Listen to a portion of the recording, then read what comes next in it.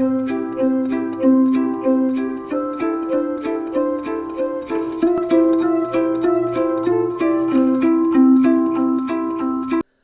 우리에게 주신 하나님의 말씀은 요한일서 4장 7절에서 21절까지 말씀입니다. 요한일서 4장 7절에서 20절까지의 말씀을 저와 여러분이 한 절씩 교독하도록 하겠습니다. 제가 먼저 읽겠습니다. 사랑하는 여러분, 우리가 서로 사랑합시다. 사랑은 하나님에게서 난 것이기 때문입니다. 사랑하는 사람은 누구나 다 하나님께로부터 났고 하나님을 압니다. 하지 않는 사람은 하나님을 알지 못합니다. 하나님은 사랑이시기 때문입니다. 하나님의 사랑이 우리에게 이렇게 나타났습니다. 곧 하나님께서 자기 독생자를 우리에게 보내주셔서 그분으로 말미암아 우리가 생명을 얻게 하신 것입니다. 사랑은 여기에 있습니다. 곧 우리가 하나님을 사랑한 것이 아니라 하나님께서 우리를 사랑하셔서 우리 죄를 위해 그분의 아들을 화목제물로 사랑하는 여러분, 하나님께서 우리를 이처럼 사랑하셨으니 우리도 서로 사랑하는 것이 마땅합니다. 지금까지 아무도 하나님을 본 사람이 없습니다.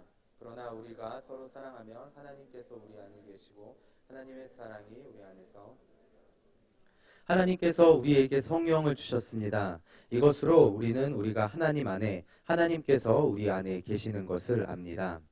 그리고 우리는 아버지께서 아들을 세상의 구주로 보내신 것을 보았고 또한 그것을 증거합니다.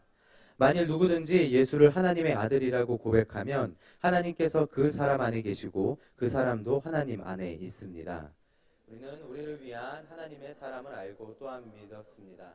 하나님은 사랑이십니다. 누구든지 그 사랑 안에 거하는 사람은 하나님 안에 있고 하나님도 그 사랑 안에 이렇게 하나님의 사랑이 우리 안에서 온전히 완성되면 우리는 심판날에 담대함을 갖게 될 것입니다.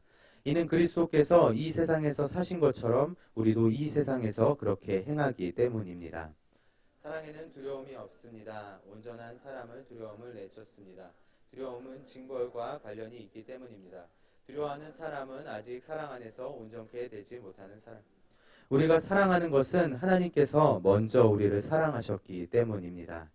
만일 누구든지 하나님을 사랑한다고 하면서 자기 형제를 미워한다면 그는 거짓말쟁이입니다.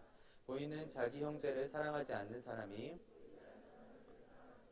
같이 읽겠습니다. 우리가 하나님께서 받은 계명은 이것입니다. 하나님을 사랑하는 사람은 또한 자기 형제를 사랑해야 한다는 것입니다. 아멘. 네, 이 말씀을 가지고 이서재 목사님께서 러브 윈스라는 제목으로 말씀 전해주실 때 많은 은혜 받으시기 바랍니다.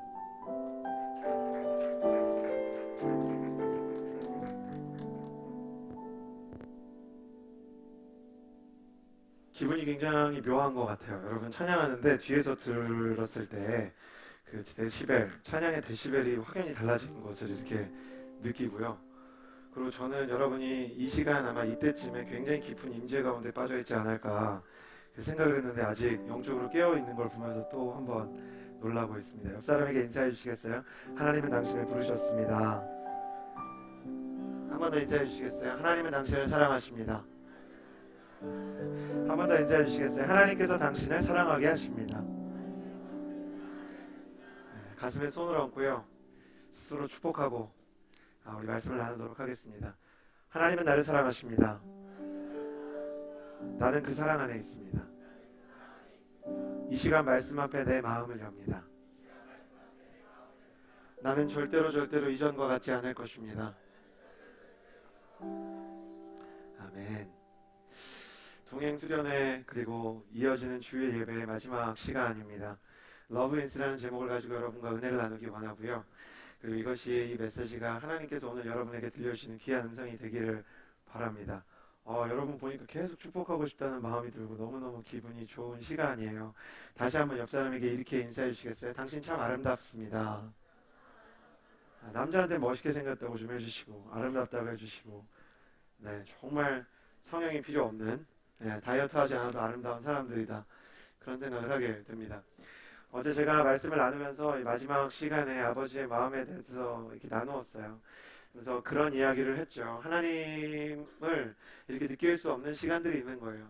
우리 육신의 아버지가 우리가 정말 아버지가 같이 있었으면 좋겠다 생각하는 시간에 우리의 옆을 지켜주지 않듯이 하나님도 때로는 우리가 정말 원할 때 우리 옆에 계시지 않은 시간들이 있어요. 어떤 때 하나님을 느낄 수 없고, 어떤 때 하나님께서 가지고 계신 은혜가 내 안에서 다 떨어진 것 같은 그런 어려움이 찾아올 때가 있어요. 하나님은 정말 계신가? 하나님은 정말 나를 사랑하시는가? 내가 하나님과 정말 친밀해질 수 있을까? 그런 질문들이 내 마음을 계속 어렵게 하는 시간이 있어요. 여러분 그런 거 아세요? 영적인 회의와 질문이 이렇게 찾아오는 시기. 어젯밤에도 우리가 같이 수련회에서 큰 은혜를 나누고 하나님의 성령이 우리 가운데 운행하시는 것을 함께 느끼는 밤이었지만, 혹여 그 마음 가운데 아직도 채워지지 않는 마음이 있을 수 있다는 거 저는 충분히 알고 있습니다. 남들이 정말 기뻐 뛸 때 기뻐 뛰는 사람들을 보면서 그 모습이 흐뭇하긴 하지만, 그러나 내 마음 안에 무언가 채워지지 않는 마음이 있다는 것, 어떻게 해야 내가 정말 하나님을 다시 하나님과의 교제를 회복할 수 있을까 생각하는 것, 어쩌면 사람의 기본적인 가장 원초적인 욕구가 아닌가 싶습니다. 저를 따라해 보시겠어요? 사람의 마음 속에는 하나님을 향한 그리움이 있다. 다시 한번, 사람의 마음 속에는 하나님을 향한 그리움이 있다. 파스칼이 그 자기의 제자들과 나눈 그 편지 중에 그런 게 있어요. 인간의 마음 속에는 깊이를 알 수 없는 구멍이 하나 뚫려 있는데, 그 구멍의 모양이 바로 하나님의 형상이다.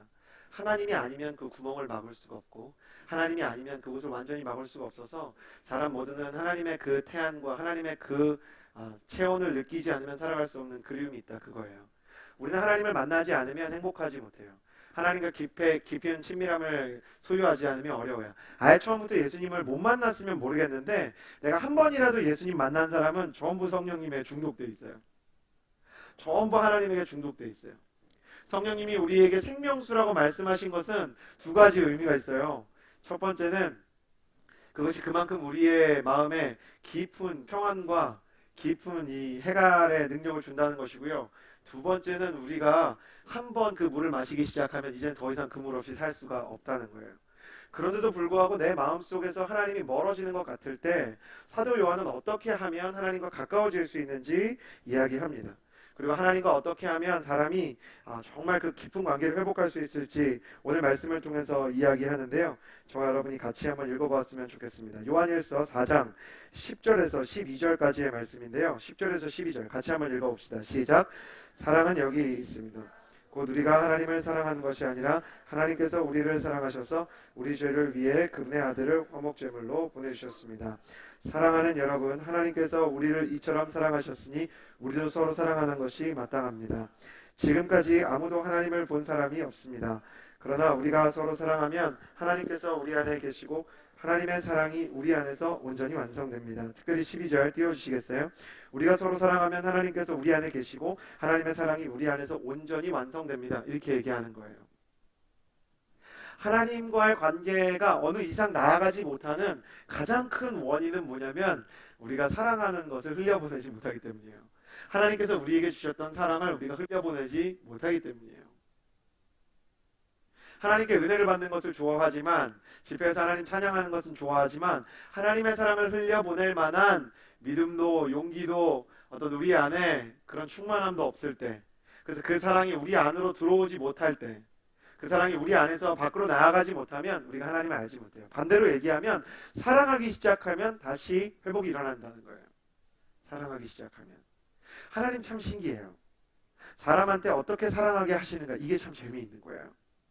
하나님 사랑을 주세요. 저는 그렇게 기도하는 수많은 리더십들을 알고 있고요. 하나님, 나는 정말 사랑이 필요합니다. 우리 아버지를 사랑하고 싶고 우리 어머니 용서하고 싶고, 그리고 내가 교제하는 사람과 깊이 사랑하고 싶습니다라는 생각을 가지고 있는데, 사랑이 참 안 되는 사람들, 그래서 사랑을 구하는 사람들, 울면서 정말 사랑하지 못하는 자기 자신을 정말 미워하는 사람들 많이 만났어요. 근데 하나님이 사랑을 구하면 사랑을 주시는 것보다 사랑할 수 있는 기회를 주세요. 사랑을 구하면 하나님께서 사랑하는 마음을 막 엄청 부어주시고 이런 것보다 사랑을 할 수밖에 없는 상황들을 만들어주세요. 나는 그거를 경험하면서 살아왔어요. 사랑은 내가 열심히 하는 게 아니고 되어지는 거예요. 저는 하나님을 생각할 때마다 늘 하는 고백이지만, 내 인생에서 해낸 것보다 되어진 게 더 많아요. 저를 따라해 주시겠어요? 나의 인생에서는 내가 해낸 것보다 자연스럽게 된 게 더 많다. 저는 이렇게 조그만 아들 연준이를 낳았잖아요. 얘를 낳고 나서 아버지의 마음을 알게 됐어요. 그거는 내가 노력해서 알게 된 게 아니고 이 아이를 기르면서 정말 그 사랑이 무엇인지를 알게 된 거예요. 제가 하나님이 어떤 분인지 알았어요. 제 아들이 18개월이에요. 제가 아내 말에 따르면 18개월은 그 18이 나와서 18개월이래요. 애가 고, 예, CGN TV랑 유튜브에서 잘라주세요. 그냥 18개월이에요. 거기서부터 자연스럽게 요 다음 저희 아들은 그렇게 예 저희 아들은 그 정도가 됐어요. 근데 애가 그 1년 6개월이 되면 1년 6개월 되면 그때부터 고집이라는 게 생겨요. 근데 이 아이가 저를 정말 많이 닮았어요. 그래갖고 저가 갖고 있는 나쁜 점도 닮았는데 유치원에서 이게 꼭 그 꼬마수 어린이집이라는 데를 다니는데 애들을 때려요. 카메라로 잡긴 좀 힘들겠지만 제가 진짜로 저는 암사 그 꼬마수 어린이집 가서 너무 깜짝 놀랐어요. 뒤에 있는 분이 잘 안 보이겠지만 애가 기본적으로 좀 저희가 일찍 보내고 조금 늦게 애들이 오거든요. 제 아들이 어떻게 그 애들을 맞이하냐면 이렇게 맞이해요. 진짜로 애가 이렇게 앉아 있어요. 그리고 오잖아요. 그럼 애가 일어나가지고 다 가서 반갑다는 의미인지 뭔지 모르겠는데 애를 이렇게 때리는 거예요. 너무 충격적인 거예요. 그래갖고 그 부모님이 제가 한 번에 애를 데려가는데 웃으시면서 저한테 부탁하는 거죠. 저희 애기를 조금 이렇게 과하게 이렇게 스킨십을 하는 것 같아요. 어머니가 그러시는 거예요. 저 혼자 아버지고 다 어머니들인데 그래서 이제 제가 월요일 쉬는 날이니까 데려갔다 죄송합니다 그러는데 제가 막 정중하게 생각하니까 너무 좋으신 분인 것 같아요. 그 혹시 직업이 어떻게 되시나요? 제가 그냥 삽니다. 그랬어요. 그냥 뭐 똑같은 사람 사는 게 뭐 그런 거예요. 내가 거기서 목사예요. 그러면 애가 이러고 있는데 내가 어떻게 하라는 거예요. 그래서 이거 어떡하나 마음 가운데 어려움이 있는 거예요. 그러니까 제가 진짜 화가 났어요. 이 18개월짜리 애한테 진짜로 화가 난 거예요. 진짜 화가. 여러분 애 키워보면 아는데 정말 인내심과 자제력의 끝까지 가는 어떤 순간이 있어요. 얘를 이제 데리고 왔어요. 그래갖고 이제 엄마가 잠깐 나간 사이에 애를 방에 같이 저랑 들어간 다음에 방문을 잠그고 애가 문을 이제 열 줄 알기 때문에 너 왜 애를 때렸어? 그리고 제가 이제 애가 모르니까 손을 이렇게 때리면서 이거는 안 된다. 이렇게 하는 거 안 돼. 이렇게 하는 거 안 돼. 근데 얘가 말을 못 알아듣고 그걸 보면서 자기 손을 이렇게 한 다음에 이렇게 같이 하고 있는 거예요. 와 이거 진짜 막 어려운 거죠. 저는 그때 알았어요. 아버지께서 아무리 음성을 들려주셔도 못 알아들을 수 있구나. 하나님이 나한테 말씀하지 않는 게 아니구나. 어떤 시간이 흐르고 성숙을 해야 되는구나. 언어를 배워야 되는구나. 여러분 하나님의 음성을 듣기 원하면 언어를 배워야 돼요. 하나님의 말씀을 좀 이렇게 묵상하고 그래야 돼요. 근데 제가 그때 그걸 몰랐어요. 근데 애한테 화가 나가지고 막 얘기를 했어요. 그 아빠가 진짜 화난 걸 아니까 이제 얘가 때리는 거구나 그러고 이제 재현을 하는데 저를 때린 거예요. 제가 저를 때리길래 막 헐리우드 액션 하면서 너무 아프다 그랬더니 얘가 겁이 나갖고 아빠 너무 아파 그러니까 울기 시작하는 거예요. 그럼 막 우는데 때리면 아프다 그러면서 막 얘기를 하니까 애가 막 우는 거예요. 그러니까 얘가 느끼는 거는 뭐냐면 아빠가 나를 미워하나 보다 그렇게 생각하는 것 같더라고요. 그게 전해져요. 부모가 되면. 아빠가 나를 미워하는 것 같아서 문 열라 그러는데 문은 안 열리죠. 그 공포죠. 아빠는 계속 굴르죠. 애가 너무 무섭고 어려운 거예요. 근데 제가 그 아이한테 그걸 가르치고 애가 조금씩 좋아지고 있지만 제가 그렇다 그래서 그 아이를 미워하냐? 아니에요. 제가 진짜 화가 났어요. 진짜 화가 났어요. 제 인생에서 그렇게 화난 적이 있나 싶을 정도로 정말 화가 났지만 그렇다 그래서 제가 얘가 미우냐? 얘가 싫으냐? 그렇지 않아요. 근데 얘는 그렇게 느끼는 거예요. 저는 그걸 보면서 제가 그렇다는 생각을 했어요. 하나님이 우리한테 무엇이 잘못됐다고 얘기할 때가 있죠. 하나님이 우리한테 무엇이 옳지 않다고 얘기할 때가 있죠. 그러면 우리는 그게 하나님이 나를 정말 진절머리 나는 애구나. 너는 왜 안 고쳐지니? 이렇게 생각한다고 생각한다는 거예요. 그날 밤에 제가 그걸 너무 깊이 묵상했는지 꿈을 꿨어요. 얘가 컸는데 사람을 무기로 이렇게 해치는 꿈을 꿨어요.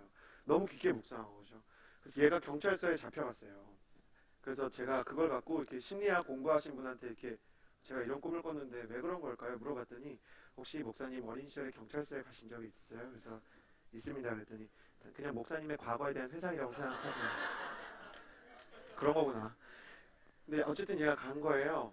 제가 꿈에서 아들한테 가서 뭐라 그랬냐면 무서워하지 마. 아빠가 도와줄 수 있을 만큼 도와줄 거야. 사람들이 다 목사들이 이렇게 폭력적이고 목사들이 이렇게 엉망이라 그래서 사람들이 목사 그만두라 그러면 아빠 널 위해서 목사 그만할 수 있어. 이건 내 사명이지만 목사가 아니더라도 아빠는 하나님의 일 할 각오가 돼 있어.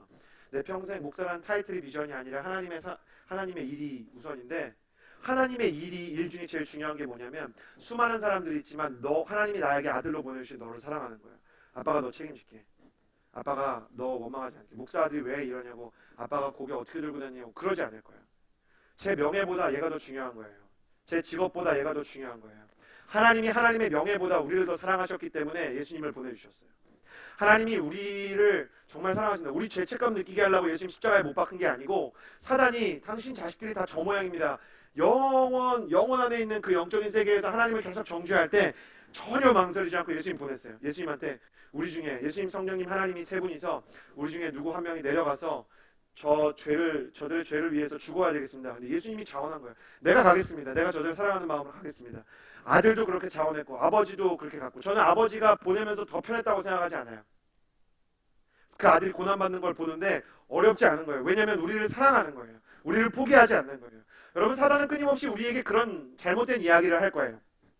하나님은 네가 이런 잘못을 했기 때문에 너를 사랑하지 않고 특별히 막 예배를 섬기는 분들 그런 시험에 평생 시달릴 것입니다. 이번에 우리 수련회 갔는데 예배를 섬기는 동안에도 뭐가 조금 코드가 조금 엇나가고 조금 연주가 조금 이렇게 빗나가면 내가 이렇게 부족한데 하나님이 어떻게 나를 쓰실까 그런 마음이 찾아와요. 순장들이 조금 덜 나오면 그럴 수 있어요. 순원들은 삶의 자리에서 예수님 닮고 싶은데 자꾸 내 안에서 화를 내는 모습이 있고 이기적인 마음이 있고 거짓말하는 모습을 보면 내가 어떻게 예수님 닮을까 이런 생각을 한단 말이에요.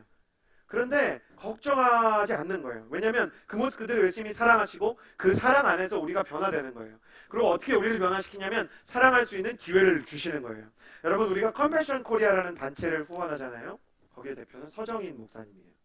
서정인 목사님이 정말 세계를 다니면서 수많은 사람들에게 이렇게 긍휼을 실천하는데 정말 큰 NGO인데 원래 이렇게 이벤트 많이 하잖아요. 그런 분들은 이제 우리 뭐 헌혈에 동참합시다. 그리고 피도 빼고 우리 백혈병 환자를 도웁시다. 그러면서 막 이렇게 그런 거 많이 하셔야 되잖아요.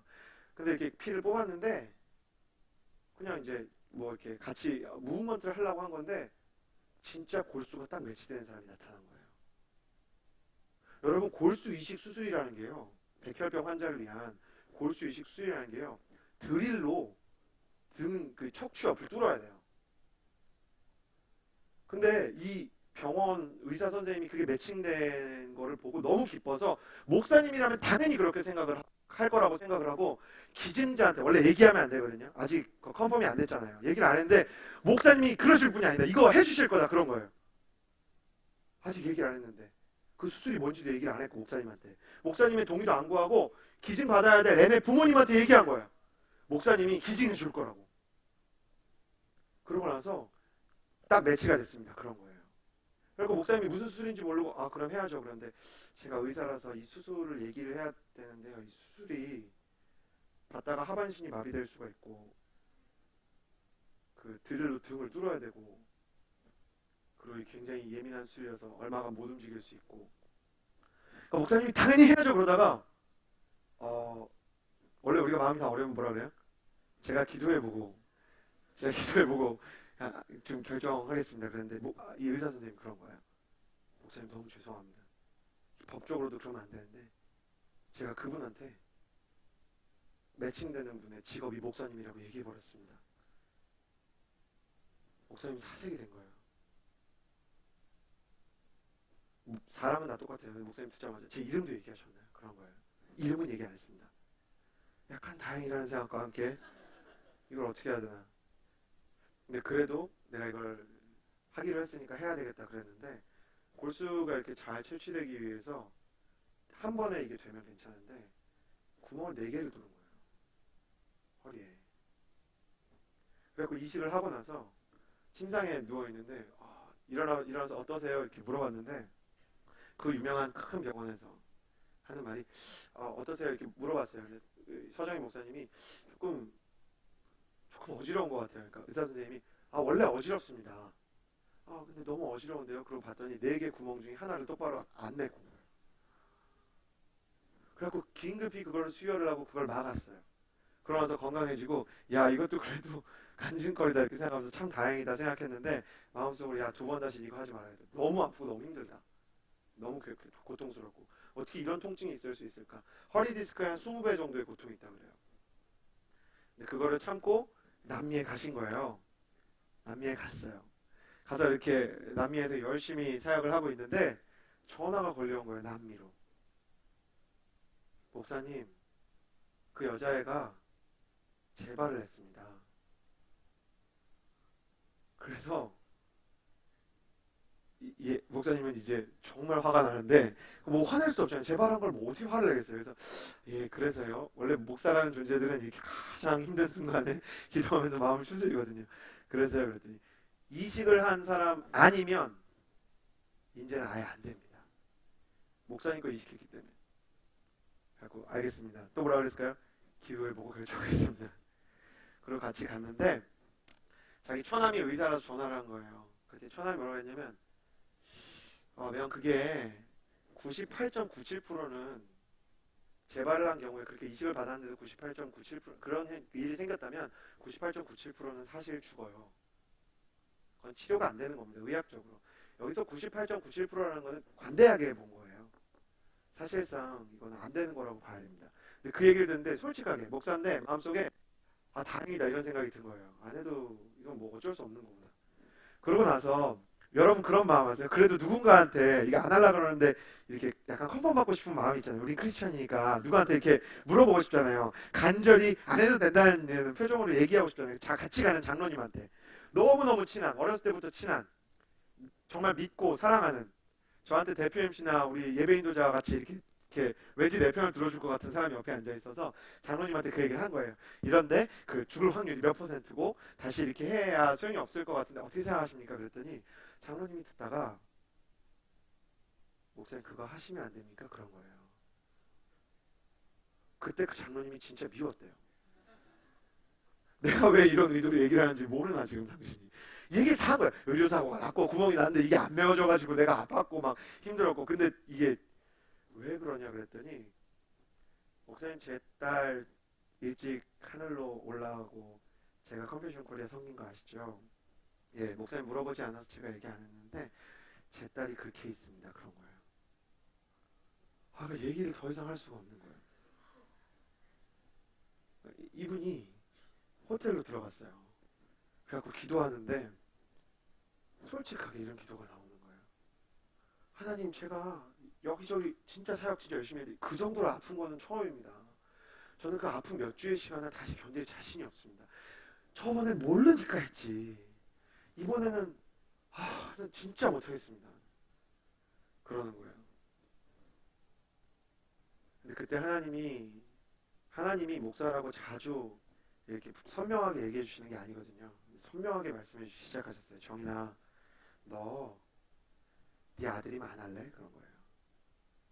네 아들이면 안 할래? 그분이 얘기했어요. 제 아들이면 해야죠. 근데 저 주님 앞에 거짓말 못하니까 솔직하게 얘기할게요. 근데 제 아들이 아니지 않습니까?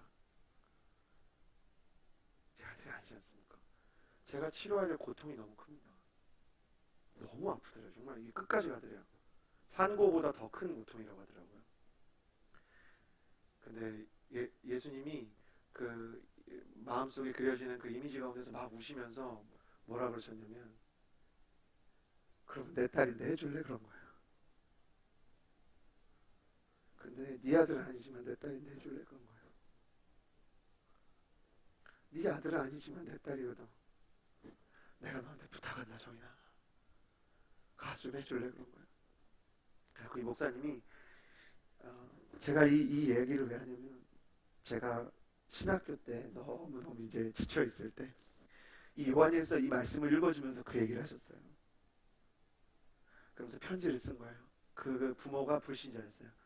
안녕하세요. 저는 서정희 목사입니다. 편지를 통해서 처음 제 이름과 신분을 밝힙니다.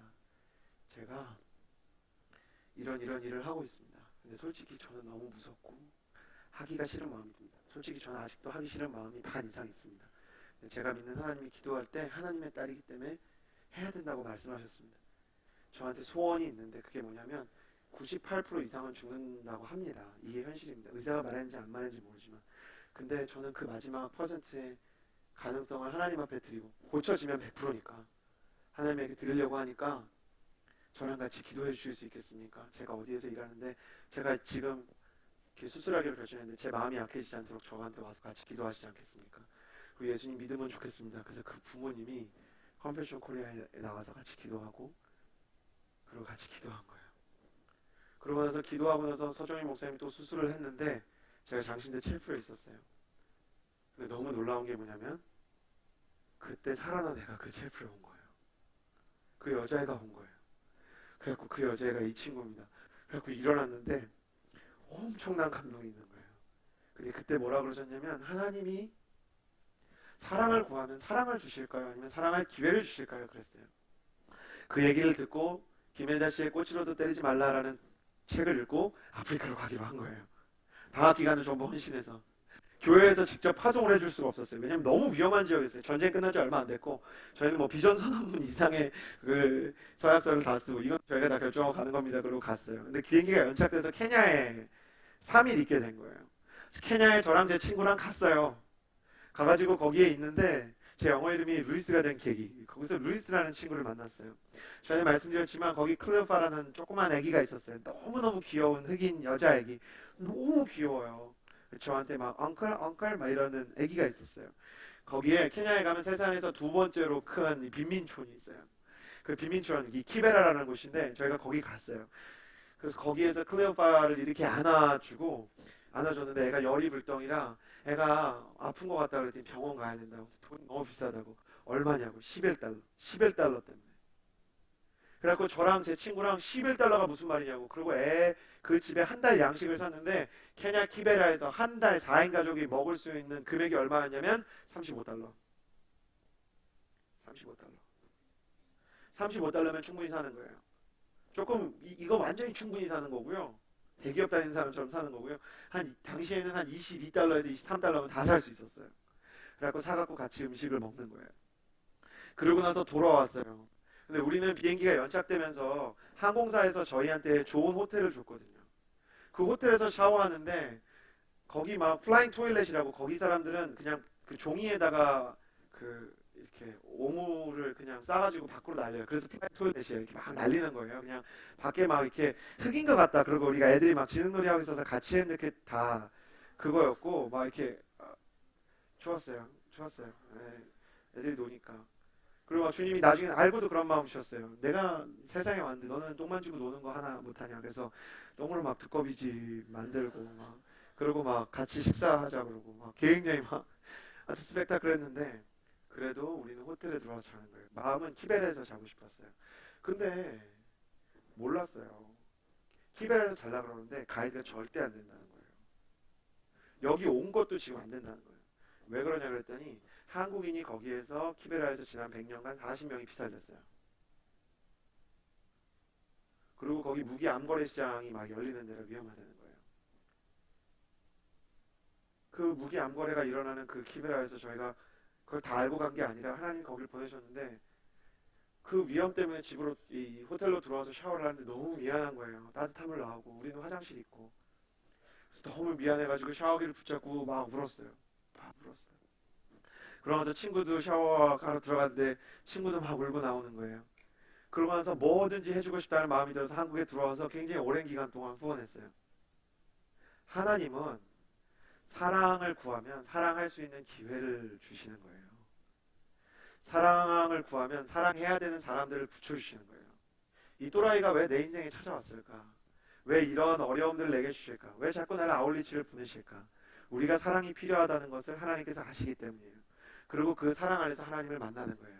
여러분 하나님께서 앞으로도 여러분의 인생 가운데 이해할 수 없는 사람들을 만나게 해줄 수도 있고요. 내가 전혀 상관없는 땅으로 여러분을 보내실 수도 있어요. 왜냐하면 우리 마음 가운데 사랑하고 싶은 마음이 있는데 사랑이 없는 사람이라는 걸 아시기 때문에 서정희 목사님처럼 사랑할 수 있는 계기들을 만들어 주시는 거예요. 그게 우리 인생에서 굉장히 스트레스가 많이 쌓이는 일들이지만 그게 우리의 인생에서 우리의 마음을 굉장히 어렵게 할 수 있는 일들이지만 두려워하지 말고 가야 돼요. 왜냐면 하나님께서 우리에게 그런 기회를 주시는 것이기 때문이에요. 옆 사람에게 이렇게 인사해 주시겠어요? 하나님께서 주시는 사랑의 기회를 놓치지 마십시오. 하나님께서 주시는 사랑의 기회를 놓치지 마십시오. 옆 사람에게 이렇게 인사해 주시겠어요? 당신은 사랑을 배우게 될 것입니다. 모성애랑 부성애를 제가 아이를 키우면서 알게 된 게 뭐냐면 모성애도요 부성애도요 자라나요. 저는 완성품으로 엄마는 원래 그런 사람인 줄 알았어요. 엄마는. 근데 저희 아내가 잠들어 있는 아이를 보고 그러는 거예요. 제 아내는 해금을 합니다. 원래 이렇게 언젠가는 폴트에 와서 비전원금 특순을 했으면 좋겠다고 생각을 해요. 근데 아기를 낳았기 때문에 해금을 이렇게 그 좋아하는 해금을 연주를 못하는 거예요. 애들은 그래요. 해금이 이렇게 쥐면서 연주해야 되는 악기인데 와가지고 또 우리 18개월 아들이 와서 그 해금을 딱 쥐어요. 그러니까 아내가 연주를 할 수가 없는 거예요. 너무 속이 상하는 거죠. 내가 잠들었는데 하루는 그러는 거예요. 연준아, 엄마는 있잖아. 해금 연주자였어. 근데 연준이를 낳으면서 해금을 못하고 있어. 엄마가 이 얘기를 왜 하냐면 우리 아내는 기도를 막 그런 식으로 하거든요. 엄마가 너무 미안해서 그래. 엄마가 연준이가 조금 미운 거야. 엄마가 연준이가 미운 거야. 너 때문에 연주할 수 없고 너 때문에 내가 좋아하는 걸 할 수 없는 게 너무 미운데 그러면서 미안한 거야. 그러는 거야. 엄마가 너가 미울 때가 있고 너한테 미안할 때가 있어. 그러면서 뭐라 그랬냐면 엄마는 모성애가 참 부족한 사람인가 봐. 근데 옛날보다는 덜 믿고 옛날보다는 덜 힘들다. 이렇게 엄마가 돼가는 건가 봐. 이렇게 엄마가 돼가는 건가 봐. 지금은 엄마가 초보 엄마라 너한테 줄 수 있는 사랑이 너무너무 작지만 나중에는 너를 정말 깊이 사랑할 수 있게 될 거라고 믿어. 하나님 저에게 그런 사랑을 주세요. 하나님 저에게 그런 마음을 주세요. 저는 방으로 들어가려고 그러다가 그 기도를 들으면서 너무 많이 울었어요. 우리 아내의 마음속에 이런 게 있구나. 근데 그 모성이라는 게요, 그 기도처럼 조금씩 자라더라고요. 모든 엄마들이 우리 엄마의 사랑 같지 않은 것 때문에 처음에 당황해요. 아, 나는 애기 나면 엄청 막 그럴 줄 알았는데 다 똑같은 거예요. 인간이라는 거는 18개월 돼서 애가 이러고 있으면 다 똑같아요. 다 똑같아요. 애 때리고 막 그러면 다 똑같아요. 근데 그 사랑이 자라가는 거예요. 제가 지금 우리 아내를 보면 우리 아내가 그 아들을 바라보는 그 눈빛은 저랑 아내랑 가장 깊게 사랑할 때 그 눈빛이랑도 완전히 차원이 달라요. 이건 정말 깊은 사랑을 향해서 가고 있어요. 그래요. 엄마는 그렇게 엄마가 되면서 여자로서 가져야 됐던 것들을 포기하면서 엄마가 됐어요. 그 과정 속에서 사랑이 자라나는 거예요. 하나님께서 사랑할 기회를 주실 뿐만 아니라 그 사랑이 자라나게 하시는 거예요. 우리는 우리 안에 있는 사랑을 지금 잠깐 보고 없다, 내겐 사랑이 있네 없네 뭐 그런 얘기를 해요. 아니에요. 지금 자라나고 있는 거예요. 그 사랑이 우리 안에 이렇게 생겨난 거예요. 여자의 몸속에 아기가 생기듯이 10개월이 돼야 그 아이가 밖으로 나올 수 있듯이 우리 안에 사랑이 자라나고 있는 거예요. 오늘 말씀에서 하나님께서 우리를 먼저 사랑하셨다고 얘기해요. 13절 말씀 같이 한번 읽어보았으면 좋겠는데 13절 같이 읽겠습니다. 시작. 하나님께서 우리에게 성령을 주셨습니다. 이것으로 우리는 우리가 하나님 안에 하나님께서 우리 안에 계시는 것을 압니다. 하나님께서 성령을 우리에게 먼저 주셨어요. 하나님께서 성령을 통해서 우리 안에 성령을 심으셨어요. 그리고 14절 말씀 같이 한번 읽어볼까요? 14절 같이 읽겠습니다. 시작. 그리고 우리는 아버지께서 아들을 세상에 구주로 보내신 것을 보았고 또한 그것을 증언합니다. 그래요. 아들을 보내신 것을 이미 아들을 보내신 거예요. 이게 무슨 얘기를 하냐면 사랑이 우리 마음속에 이미 침공이 시작된 거예요. 예수님께서 십자가를 지셨다는 사실을 믿고 예수님의 십자가가 나를 위한 것이었다는 것을 믿는 사람에게는 예수님의 사랑의 씨앗이 이미 마음 가운데 심긴 거예요. 내가 인정하든 인정하지 않든 내가 인식하든 인식하지 못하든 그건 중요한 게 아니에요. 여러분은 밥을 먹을 때 그 밥이 어떻게 들어가서 어떤 효소 분해 작용을 통해서 내 안에서 에너지원이 되는지를 아십니까? 여러분이 산소를 들이킬 때 그게 폐에서 어떤 작용을 통해서 내 안에 헤모글로빈과 적혈구를 움직이는지에 대한 어떤 정확한 지식이 있습니까? 없어도 상관없는 거예요. 어느 순간에 산소는 내 안에서 내가 인식하든 인식하지 못하든 내 몸을 움직이고 내가 밥을 먹으면 그것이 자연스럽게 나를 움직이듯이 우리가 예수 그리스도 앞에서 예배드리는 이 시간이 하나님의 사랑이 자라나고 있는 시간이에요. 내가 인식하고 못하고는 중요하지가 않아요. 하나님이 그 일을 시작하셨다는 거예요. 성령님을 통해서, 예수님을 통해서. 이게 복음이에요. 복음은 뭐냐면 하나님께서 이미 하셨다는 거예요. 하나님께서 이미 내게 심으셨다는 거예요. 남들이 뭐라고 하든, 남들이 나에 대해서 사랑이 있는 사람이다, 없는 사람이다, 내가 내 스스로에 대해서 사랑이 있는 사람이다, 없는 사람이다, 네, 그런 가능성이 있다, 없다 얘기를 하든 말든 간에 하나님은 시작했다고 성경에 써 있는 거예요. 사람들의 얘기가 맞습니까? 하나님의 이야기가 맞습니까? 내 스스로의 나에 대한 평가가 맞습니까? 말씀이 나에 대해서 말하고 있는 바가 맞습니까? 복음은 내 생각과 하나님의 말씀이 다르면 하나님의 말씀을 믿은 거예요. 나는 이 거룩한 믿음이 여러분에게 생기게 되기를 주님의 이름으로 축복합니다. 하나님께서 이미 내 안에 사랑을 심으셨다는 거예요. 하나님께서 이미 내 안에 일을 시작하셨다는 거예요. 빌립보서 말씀에 계시되었듯이 너희 속에 선한 일을 시작하시니까 그리스도 예수의 날까지 완성하실 줄을 내가 믿노라 말하는 것이에요. 그 예수의 날이 언제일지 내가 알지 못하지만 하나님께서 어느 날 나를 돌아보게 하시면 우리는 변한 내 자신을 만날 수 있을 거예요. 사랑이 시작됐다고 믿는 거예요. 하나님과 정말 하나님과의 그 관계를 회복하는 데 있어서는 사랑이 필요해요. 그 사랑을 위해서는 하나님께서는 첫 번째 사랑할 기회를 주세요. 두 번째, 하나님과의 관계에 있어서 그 사랑을, 내가 누군가를 사랑해야 하나님을 알게 되기 때문에 하나님이 그 사랑을 우리 안에 부어주시는 방식이 뭐냐면 이미 시작된 거를 믿으라고 하는 거예요. 믿음이에요.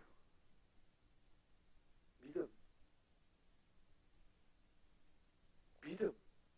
오직 의인은 믿음으로 말미암아 살리라. 저는 그런 환상을 종종 봐요. 이렇게 큰 문이 있어요. 큰 문이. 이 문을 열어야만 우리가 하나님의 은혜와 축복과 하나님의 놀라운 변화와 하나님의 놀라운 임재를 경험할 수 있는 어떤 큰 문이 있어요. 기도해 보면. 근데 그걸 뭘로 여냐면 아무리 큰 문이지만 작은 열쇠로 여는 거예요. 아무리 큰 철문도 열쇠가 있으면, 그리고 그 열쇠를 통해서 열 수 있는 장치가 있으면 문은 열리게 돼 있어요. 내가 볼 때 내가 열 수 없는 어떤 하나님과의 단절된 관계의 문이 있고, 내 안에 어떤 사랑이 없는 거대한 철문과 같은 장벽이 있을 때 믿음을 가지고 선포하기 시작하면 문은 열리는 거예요. 그래서 스스로한테 이렇게 선포하셔야 돼요. 저를 따라 주시겠어요? 하나님은 내게 이미 사랑의 씨앗을 심으셨다. 하나님은 내게 이미 사랑의 씨앗을 심으셨다. 다시 한번. 하나님은 내게 이미 사랑의 씨앗을 심으셨다. 그런즉 누구든지 그리스도 예수 안에 있으면 새로운 피조물이라. 보라, 이전 것은 지나갔으니 보라, 새 것이 되었도다.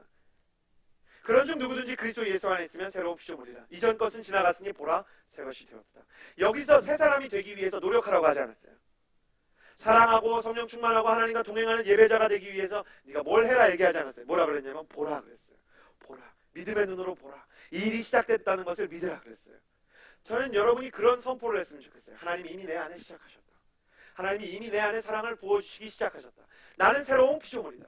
내가 지금 비록 술을 마시고 있고, 내가 지금 비록 욕을 하고 있고, 내가 지금 비록 완성이 안 된 여러 가지 화가 나는 문제들이 있지만 하나님께서 나를 부르셔서 만들고 계시다는 믿음, 그 믿음, 하나님께서 나를 여기에 부르셨다는 믿음,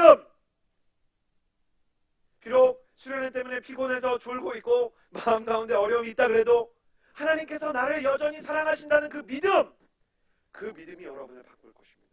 믿음이 우리를 새롭게 하는 것입니다. 하나님의 믿음의 사람들이 될지어다. 하나님의 거룩한 성령을 향한 확신과 믿음으로 가득 찬 하나님의 자녀들이 될지어다.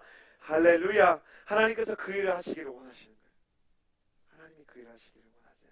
그래서 이 말씀은 이렇게 마무리가 됩니다. 18절 말씀 우리가 같이 한번 읽어보았으면 좋겠어요. 18절 같이 읽겠습니다. 시작. 사랑 안에 두려움이 없고 두려움은 징벌과 관련이 있기 때문입니다. 두려워하는 사람은 아직 사랑 안에서 온전케 되지 못한 사람입니다. 여기서 온전히 이루지 못하느니라, 온전케 되지 못한 사람입니다. 이거를 조금 오해하면 안 돼요. 말씀에는 원래 뭐라고 되어 있냐면 그 사람은 아직 자라나야 하는 사람입니다. 자라나고 있는 중입니다. 이렇게 얘기하는 거예요. 말씀은 사랑 안에 두려움이 없다 그래요. 저는 이게 연애를 하고 그리고 사역을 하면서 이것이 가장 믿어지지 않는 말씀 중에 하나였어요. 왜냐하면 그 당시에 나는 사랑을 하면 할수록 두려웠어요. 내가 하는 이 사랑을 그 사람이 받아주지 않으면 어떡하지? 내가 사랑했다가 다시 한번 상처를 경험하면 어떡하지? 혹은 내가 사랑하다가 내가 먼저 지쳐서 저 사람한테 상처 주면 어떡하지? 사랑을 받는 것도 두렵고 사랑을 하는 것도 두렵고 어린 시절에는 내 마음을 보면 그런 어려움이 있었어요. 20대 내내 오빠 아울리치 같이 가서 진짜 오빠 때문에 위로가 됐어요. 누가 이렇게 얘기하면 아니야 오빠는 사랑 없는 사람이야. 형 때문에 진짜 나는 예수님이랑 가까워진 것 같아. 야 형 의지하지 마. 형 그런 사람 아니야. 나에 대한 과도한 기대 같은 거 하지 마. 그런 마음들 제 마음 가운데 있었어요. 사랑이 두려운 거예요. 고맙습니다. 네, 사랑이 너무너무 두려운 거예요. 근데 제가 두려울 때 하나님께서 제 아내를 사랑할 마음을 주셨어요. 아무리 상처가 많고 아무리 이 친구가 이렇게 기복이 있어도 사랑할 수 있는 마음을 주셨어요. 그때 아내가 이 말씀을 읽었는데 아내는 참 훌륭해요. 이 말씀을 보고 저랑 연애하면서 먼저 그 사랑에 대한 두려움을 극복했어요. 3년 동안 저한테 사랑한다, 내가 당신 사랑하는지 모르겠다고 얘기했던 아내는 3년이 넘어가는 해에 저한테 조금 얘기했어요. 사실은 내가 당신 사랑하는 마음이 있었는데 상처받을까봐 사랑한다는 말을 못했어. 내가 사랑을 줬다가 다시 돌려받지 못할까봐 내 마음 안에 두려움이 있었어. 근데 자기야, 내가 이제 당신 사랑하려고 해. 왜냐면 그동안 당신이 나한테 보여준 사랑이 나를 두려움에서 이기게 했고 이제는 나도 그 두려움을 넘어서 사랑을 해보려고 그래. 그랬어요. 그래요. 사랑을 하려고 그러면 생기는 두려움들이 있어요.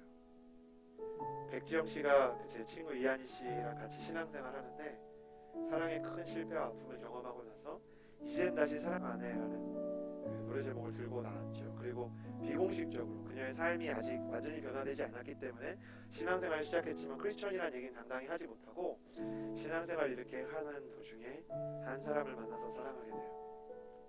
이젠 다시 사랑 안 해라고 이야기했던 그 여자의 처참하게 무너졌던 인생을 하나님께서 만지시고 고쳐주시는 것, 제 친구가 보고 얼마나 많이 울었는지. 여러분, 이 시간에 똑같아요. 우리 마음속에 이젠 다시 사랑 안 해라는 마음이 있는 사람, 하나님이 그 마음을 고치시길 원하세요. 그리고 우리가 그 사랑 안에서 다른 사람을 사랑할 용기를 내기 시작하면 거기서부터 우리가 다시 하나님을 알게 될 거예요.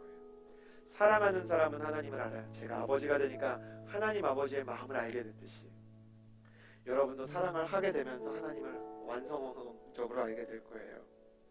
때로는 하나님을 알기 때문에 사람들을 사랑하는 것이지만 사실은 성경에서는 사람들을 사랑하는 그 관계 속에서 하나님을 더욱 알게 된다 그래요.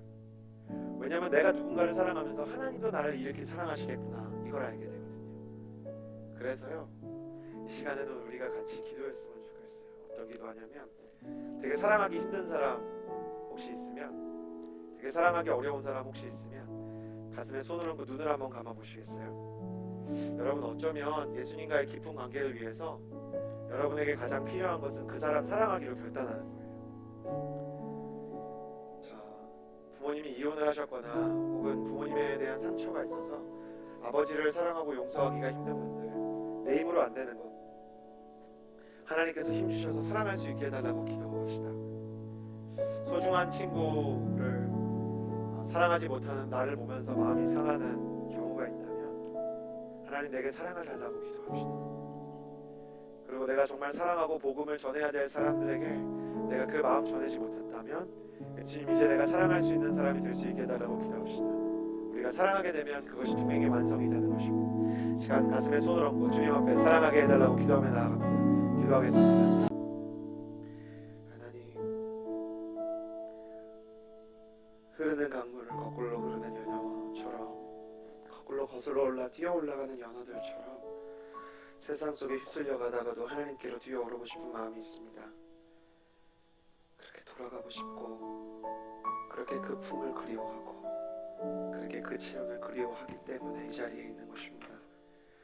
여전히 그 품에 그 깊은 사랑과 넓이를 알지 못하지만 하나님의 사랑을 알고 그 사랑을 담는 사람 되게 하여 주시옵소서. 내가 이미 너의 안에 일을 시작하셨다고 말씀하시는 주님의 음성을 믿게 하여 주시고, 우리 안에 있는 사랑에 대한 모든 두려움이 떠나가는 역사가 있게 하여 주시옵소서. 이제는 우리 구주 예수 그리스도의 은혜와 하나님 아버지의 놀라우신 사랑하심과 성령의 교통하심이 이 자리에 있는 모든 사람들에게 이미 사랑의 씨앗을 심으신 그 주님을 찬양하며 믿기를 원하는 주의 모든 자녀들 머리머리 위에 이제로부터 영원토록 함께하여 주시기를 간절히 축원하옵나이다. 아멘.